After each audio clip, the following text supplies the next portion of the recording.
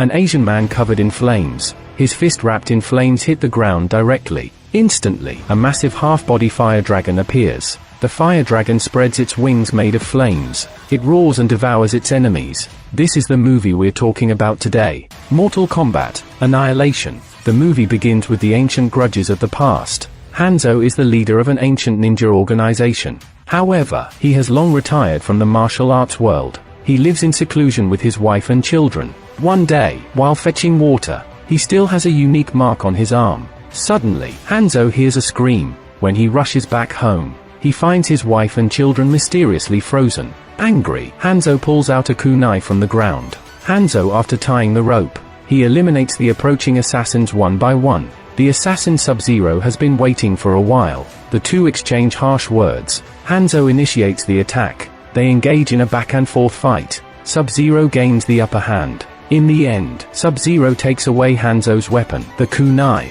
He stabs Hanzo's body with a knife and then leaves. At this moment, cries of a baby girl come from Hanzo's house. He struggles to crawl forward, wanting to save his daughter. But halfway up the climb, he died. Hatred makes him unwilling. He attracts the attention of a demon. In the end, he transforms into flames. He becomes the venomous scorpion controlled by hatred. Suddenly, a thunderbolt strikes down. A deity suddenly appears. He wears a round hat. His two eyes emit silver light. He quietly walks into the house. He picks up the baby hidden by the woman and leaves. Then they all disappear along with Raiden. Time goes back to 2021. The young man in front of me has bandages wrapped around his hands. His gaze is sharp. His name is Kerr. He is a retired boxer who makes a living by fighting. He is accompanied only by his wife and daughter. Kerr and his opponent fight fiercely in the match. The spectators cheer loudly while watching the match. Kerr's momentum is strong, but his opponent quickly knocks him down.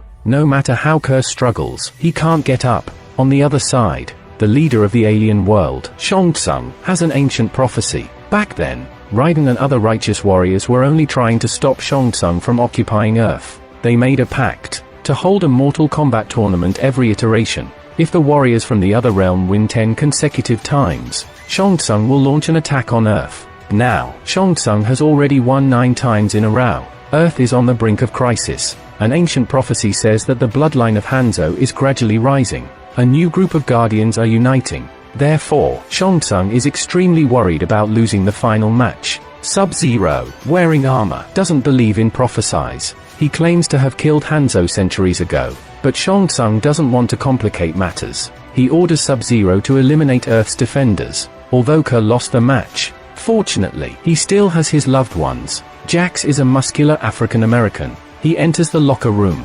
He claims he followed Kerr's tattoo, but Kerr's daughter tells him that it's not a tattoo but a birthmark. Kerr deliberately pulls down his shirt to show Jax. Jax's eyes reveal a hint of surprise. He follows Kerr home. While having dinner with his family, Kerr notices snowflakes are falling in July. The table starts freezing. At this moment, Sub-Zero appears in the human world, and he freezes everything around, causing the human world to descend into chaos. At a critical moment, Jax saved Kerr. He showcased excellent driving skills to evade attacks. Jax carried the 3 of them to a secret base. In the car, Jax patiently told Kerr that he is the chosen one destined to fight in the other realm. He also revealed his dragon tattoo. Kerr was greatly shocked by this. Why would someone have the same birthmark as himself? Jax explained that it's not just a birthmark. It's a mark of the chosen one. Those chosen are destined to become warriors. They will fight against the other realm. That's why people from the other realm are hunting them. At that moment, Sub-Zero appeared not far away. Jax understood that escaping was not the solution. He got out of the car. He instructed Kerr and the others to go find Sonya Blade and regroup. He stayed behind to hold off the enemy. Jax held a submachine gun and searched for enemies. Suddenly, Sub-Zero appeared behind him. Sub-Zero gripped the barrel of the gun with one hand. The barrel instantly froze. The next moment, the enemy punched Jax in the abdomen.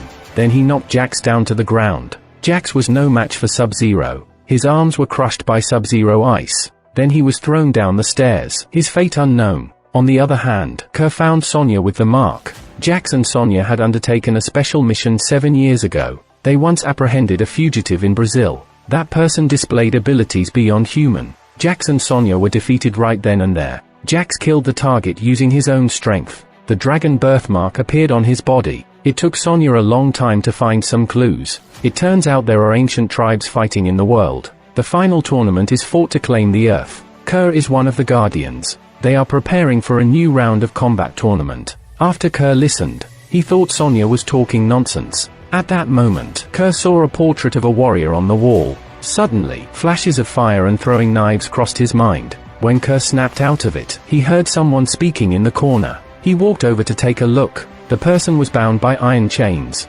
Sonya explained. His name is Garner, and he also has a dragon tattoo, because he indiscriminately killed humans. So Sonya locked him up in a small dark room. The lights in the room suddenly flickered. Sonya noticed. The roof had been corroded by some kind of liquid, creating a large hole. Garner, who was bound, was instantly flipped over. Sonya quickly opened fire. She found out it was a lizard man who could turn invisible. After her bullets ran out, Sonya threw a throwing knife and severely wounded the reptilian being. He quickly turned invisible and escaped to the ceiling beams. Garner noticed that the dripping saliva was corrosive, so he used acid to dissolve the handcuffs. Then he lit an illuminating flare. He stuck the flare onto the reptilian being. Now the monster finally revealed its true form. Sonya delivered a fatal blow with her dagger. Garner pulled out the dagger and punched straight into its heart. After the battle was over, Garner saw a photo of the burned-down Raiden temple. Sonya told him, the legends say that the Guardians once prepared for battle there. When Sonya learned that Garner dealt in arms trafficking, after he had been there, she paid him $3 million to guide them. So the three of them boarded a friend's private plane and headed towards the temple. During the journey, Kerr had another dream about the warriors and weapons in the photo. While Kerr was still dazed, Garner pulled him to go skydiving. Just as Sonya finished explaining how to use it, Garner pushed Kerr out of the plane. The three of them landed safely. They walked for a long time but couldn't see the temple. Approaching them was the fourth Guardian. Due to Garner's provocative remarks, the Guardian conjured a hollow fireball and knocked him down.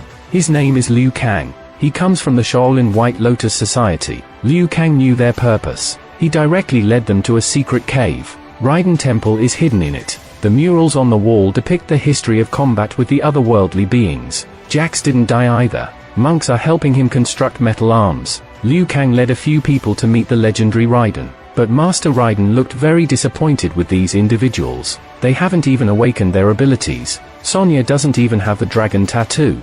Garner couldn't help but retort. But Master Raiden quickly defeated him. When Kerr learns that if he loses another game, humanity will be enslaved by Shang Tsung. Even everyone will die. He pleaded with Raiden to train him. The flames in Liu Kang's hands suddenly extinguished as he was practicing. It turned out Sub-Zero rushed in. Liu Kang stepped up to fight. Sub-Zero quickly subdued Liu Kang. When Sub-Zero was about to kill him, a metal hat flew in and shattered the ice spear. The person who saved him was Liu Kang's cousin, Kung Lao. Then Shang Tsung appeared with his henchmen. He said he wants to eliminate the Earth's Guardians before the tournament. At this critical moment, Raiden activated a barrier to prevent the invasion of the otherworldly beings. This is a barrier that even Shang Tsung cannot break through. He had no choice but to leave temporarily. Afterwards, they immediately started training. Sonya does not participate in training because she has no birthmark. Jax, who was fitted with metal arms, hated his own incompetence. Sonya did her best to help on the sidelines. The Guardians trained hard every day,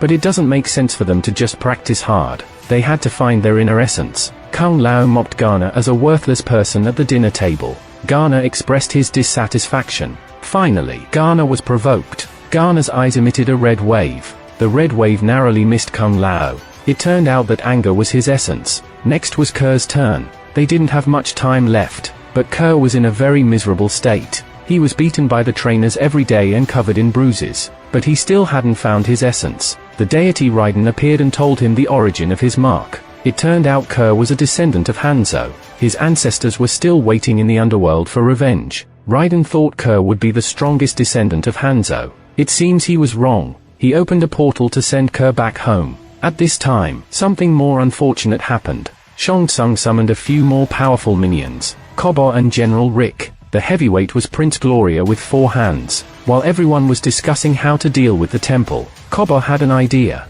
He went to the temple and met Garner. It turned out they knew each other before. Kobo knew that Garner loved money, so he spent a lot of money. He had Garner use laser eyes. He destroyed Raiden's staff. At this moment, the barrier disappeared. Shang Tsung and his minions attacked again. On the other side, Kerr, who returned home, encountered Prince Gloria, the unawakened Kerr. He was beaten up badly by Prince Gloria. The Guardians of Earth were all heavily suppressed. Kung Lao set a trap and killed Natara alone. When Kerr was being beaten and almost suffocating, his wife grabbed an axe and struck Gloria's ribs. Gloria slapped the woman away. He slammed Kerr onto the ground. He plans to deal with the mother and daughter first. When Kerr saw his family in imminent danger, his essence was finally activated. His body is covered with hard gold armor. Whenever the armor was attacked by enemies, the energy would be absorbed by the armor. When enough energy was accumulated, Kerr directly attacked Gloria. Kerr then conjured two weapons, a staff and a machete. In the end, he leaped and completely killed Prince Gloria. On the other side, Sonya was crushed under a rock. Jax's two mechanical arms couldn't lift the rock. At a moment of despair, he finally understood his essence. His mechanical arms transformed into titanium alloy mechanical arms. He successfully rescued Sonya. Kerr was also brought back by Raiden. After Sub-Zero learned that Kerr was Hanzo's descendant, he is ready to strike. Kerr was timely saved by Kung Lao, but Kung Lao had his soul sucked by Shang Tsung. The remaining Guardians were all transported to the void by Raiden. Liu Kang was deeply saddened by his cousin's death. Jax inquired suspiciously why Raiden didn't intervene. Raiden told everyone that he was a deity. He couldn't get involved in the conflict between the two realms, but he could assist them and compete against other races. Raiden handed Hanzo's weapon, the kunai, to Kerr, so he could fight alongside his ancestral spirit. When the time was right, Raiden forcefully initiated the competition. He first teleported General Rick and Jax together.